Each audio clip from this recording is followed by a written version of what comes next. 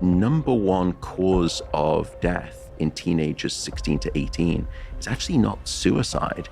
It turns out to be second. That following year, there was a 70% reduction in car crashes. The life expectancy of students increased. In the United States, I think the last time I checked, the average school start time is somewhere around 7:30, 7:45. Sounds about right.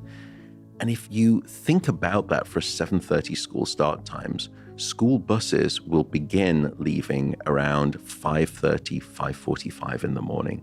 Mm-hmm. That means that some kids are having to wake up at 5 a.m., maybe even earlier. This is lunacy when you think about it.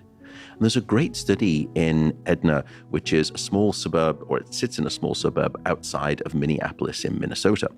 And they shifted their school start times from 7:25 to 8:30 in the morning.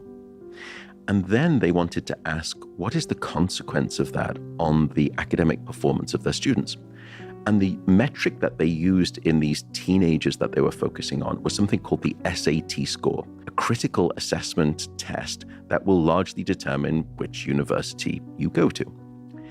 And they did an analysis which was clever. They focused on the top 10% performing students, which you could argue those are the ones that are closest to the ceiling performance and the hardest to expect any benefit from sleep.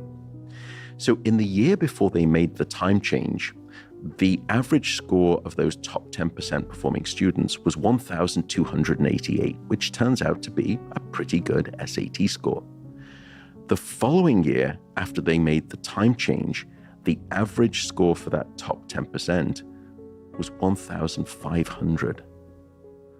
That difference is non-trivial, and it will change exactly where those individuals will go to university in terms of the tier of the university, and likely change the trajectory of their lives as a consequence. Now, some people have argued that data, in terms of its source and its reliability, may not have necessarily been accurate, but now we've got very consistent data. When you start school times later, academic grades improve, psychological and psychiatric problems decrease, truancy rates decrease. But something else happened in that story of later school start times that we didn't expect, which was that the life expectancy of students increased. And you think, well, hang on a second, how do you determine that? The number one cause of death in teenagers 16 to 18 is actually not suicide. It turns out to be second. It's road traffic accidents. And here, sleep matters enormously. There was another great example from Teton County in Wyoming, and they shifted their school start times from, I think it was 7:35 in the morning to 8:55. And the only thing more remarkable than the extra 1 hour of sleep that those kids reported getting was the drop in car accidents. That following year, there was a 70% reduction in car crashes in that age range of 16 to 18. What time are they getting out of school? Maybe around 4:30. Look, all of this idea of later school start times, it means that it's going to cost us more because you've got to change the school bus system, and they've argued pushback against that. And I would say probably two things.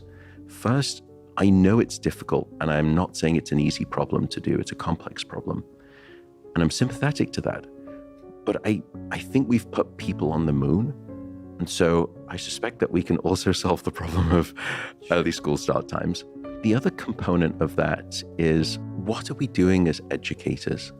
If our goal as educators is truly to educate and not risk lives in the process, then we are failing our children in a most spectacular manner with this incessant model of early school start times.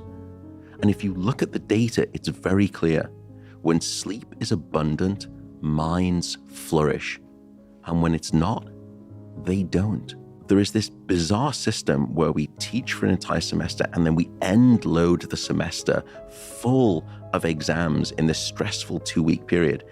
And what do you think is going to happen? They're not going to sleep, especially at a time when they're trying to cram information. So, right, especially in college where you don't actually have the material 4 weeks before. So there's not really the option to learn it in advance. No, Everything's about university to me. It was about getting a bunch of information and needing to incorporate it very quickly and then move to the next item. right. Next item. And then all of a sudden, there's this cataclysmic moment at the end of the semester, and you are supposed to regurgitate this by cramming everything into your brain Right. in this sleepless 2-week period. So rather than saying, look, the students need to change their behavior, they need to understand this is a problem, it's not their fault. I said, it's us as educators and administrators. We have created a system that forces them to undergo deliberate sleep deprivation, and we are educating them amnesic, quite literally. Thank you once again for joining me for today's discussion all about sleep with Dr. Matthew Walker.